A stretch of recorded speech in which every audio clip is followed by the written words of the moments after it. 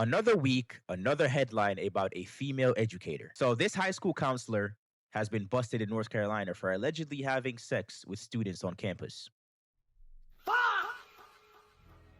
Here we go again. And people keep asking the question, which I used to ask, I was asking myself, a couple of days ago, a couple of weeks ago, when I first saw the first cases coming out, right?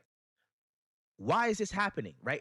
Like, how does this keep happening? Every day, every week, there's a new story. You're like, Hey, yo, what the fuck? but if you were a person who was actually paying attention, you actually saw this coming from a mile away. Because we have spent years, right? The system and the public school system and the government as well and the education system, they have spent years deconstructing, right, the traditional boundary in our schools for years now. When you remove moral guardrails, right, and you replace them with anything goes moral modern values today. This is what you get. So, if I'm being honest, people should not really be surprised when the people who have been assigned, who we have chosen to lead the next generation and teach them things in school, they have no moral compass left.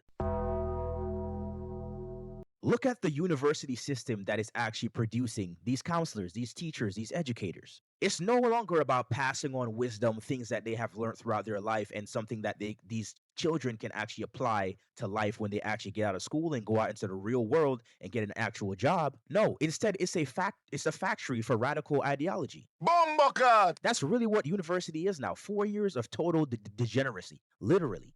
They spent so much time, right, teaching teachers, right, that gender is a fluid concept, and that men should be in women's sports, that they've completely lost eyesight in sight of actually what is right and what is wrong. That is just a reality, and these are the results to prove it. When you constantly tell society that there is no absolute truths about biology and it's just a social construct, right? You create a culture of a perverted fruit, which is clearly what we're seeing with these female teachers touching these little boys. I mean, they are literally getting their cheeks clapped on campus.